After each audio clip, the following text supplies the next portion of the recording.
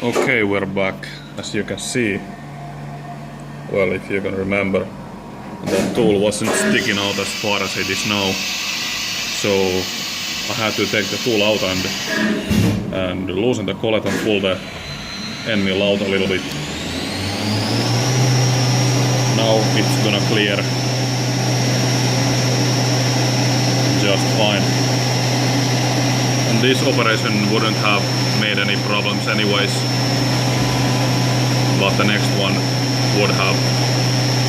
So it's now just cleaning the slots, the size of the slots, the size of the slot I mean.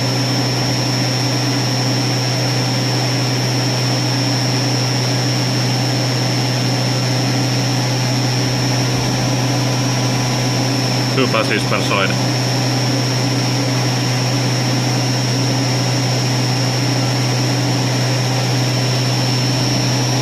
And now you can see why I had to lengthen it.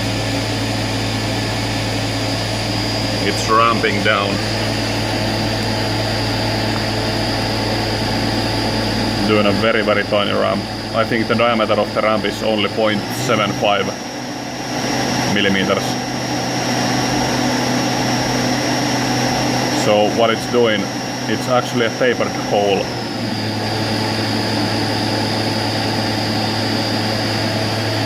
You can see when the Z reaches 3 millimeters, it's in the bottom. And now it's speeding up and clearing the hole at the same time. And I only use roughing operation like this for the tapered hole because it's not accurate. It would take probably a very small ball nose, I mean a ball end mill, to make that little hole perfect. Okay, now we should have a pretty nice part. Using a little bit of compressed air to clean it. To me it looks not too bad.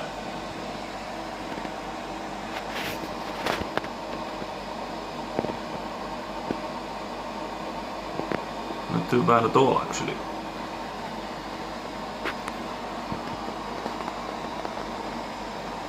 I think it's pretty beautiful, actually. Let's pull it out of the vise and see. Set it free. Okay, let me clean it a little bit. Okay, now let's see the part.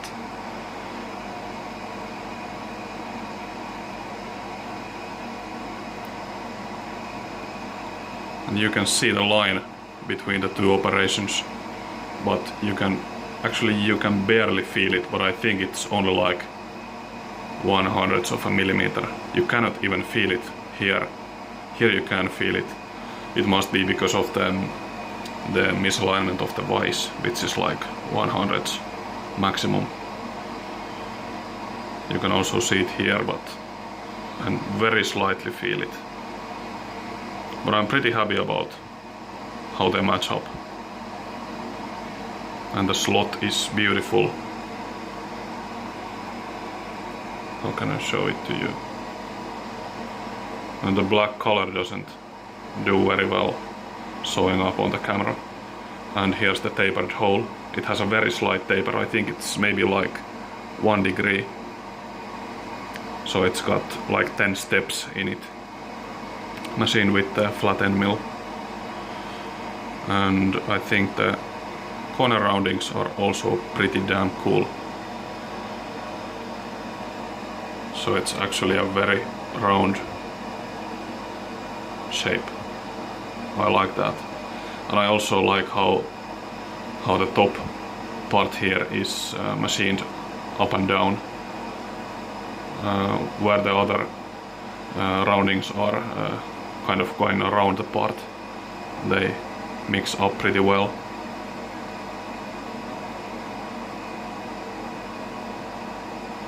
And the other side is also pretty nice. And the facing finish is also very good.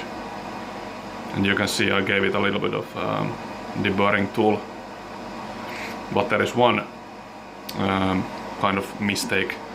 Well, I was aware of it, but kind of an imperfection in the part. You can see on this edge right here,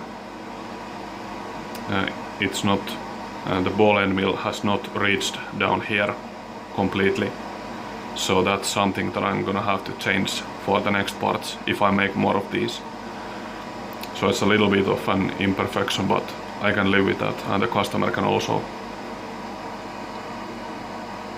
Actually, this part is gonna be sitting like this, so this side is gonna be against the table anyway, so there's no way you can see it.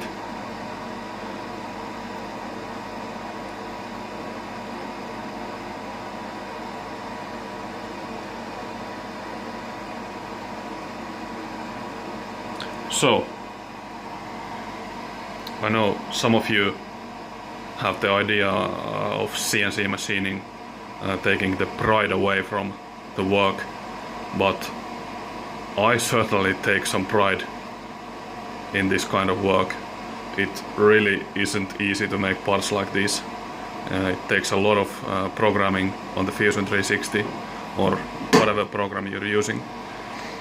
And also, as you could got the idea, maybe if I wasn't paying attention, I would have crashed this tool holder into this part.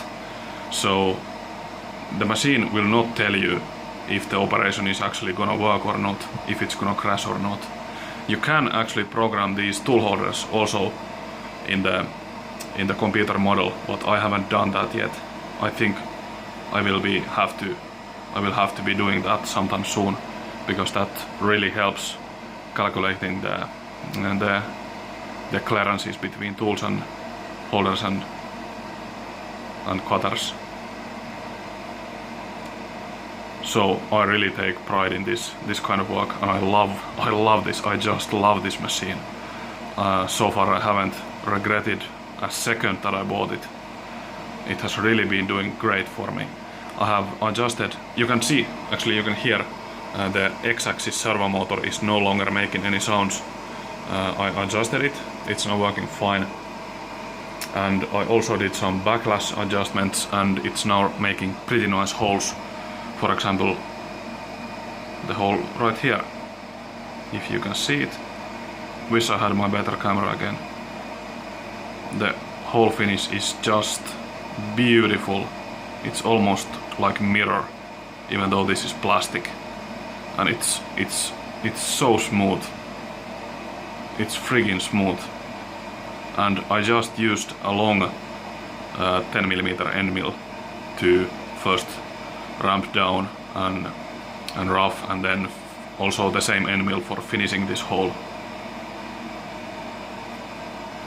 So pretty cool. I think I can also show you some other parts that I made, and some scrapped parts also, but I also got some pretty good parts right here. So these are all for the same job, and this is the only one that's made from plastic.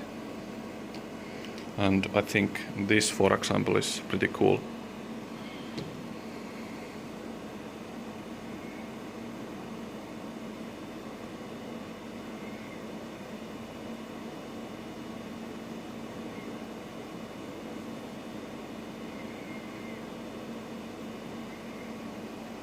This was made in 3 operations, actually 4. The 2 final operations were for these tiny little tapped holes. So first I did this side and then flip to this side. And also this part has a split line in the middle, and again you can see it, but you pretty much cannot feel it, which is pretty cool. And another thing I did, actually these holes are 19mm H7 tolerance holes, and actually it's the same size hole as this one, but since this is in plastic, I didn't actually care too much about the size. I haven't even measured this, to be honest. It should have a tiny bit of a press fit, and there's gonna be a bearing inside it. And I don't know how do bearing locking glues work with plastics, so I left it for a little bit of an interference fit. These ones are a slide fits, and the bearings are locked in with glue. There's also one more large part which isn't here right now.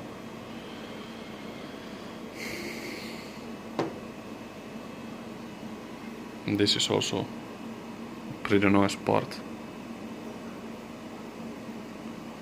So I think the point of all this is basically how much I love the new machine, how much I love learning to use it, how much I love the programming and the drawing work, the modeling work, I mean, and actually how awesome parts you can make on a machine like this. How long would it take to make one of these parts on a manual machine? If it's even possible to make them. So, and maybe some of you are thinking I must be, my bank account must be flooding with money. No, it's not. I'm pretty much always bankrupt. But all the money that I spend right here on my workshop. I pretty much spend money nowhere else. And I did take a loan for the VMC, but it wasn't much. I think I got a very good deal on it. So I'm just an average worker and I could afford it. So if you want to, you can too. Especially if you can afford to take a tiny bank loan. And these machines go for a pretty good price. And even though if they come without tools, I certainly don't think, maybe it's not that big of a deal. You can buy them every now and then when you have money and buy the tools that you need for one job at a time, and slowly you can build up your tool warehouse. And also you can do jig work like this. I can fit 54 of these tiny little parts, and they go in like this, and there's a screw that holds them in place. I can do 54 of these at once, and I have 2 of these plates, and that's some pretty good production work. Okay, so some ideas about shop work and CNC work and everything. And also I've already made some chips on this, almost a full barrel. Okay, so it's time to call it a night. It's 11 PM now. The customer is gonna pick up these parts tomorrow. I hope he's gonna be happy. I think he is happy. And tomorrow also, when the coolant has dried, I will use my vacuum cleaner, which is pretty much doing its final cleanups. It's the motor bearings are howling pretty badly. Have to get a new vacuum cleaner, but they do a very good job on cleaning chips. But I like to clean them when they're dried from the coolant. So I guess until next time. I have quite a bit of video material to edit, but haven't had time so far. For maybe like 2 or 3 weeks I have worked almost every day until midnight, and it's really tiring me up. I mean, really tiring me up. But this was the final deadline that I had to meet, and now it's time for some rest, which is awesome. So, thanks for watching and stay tuned for more.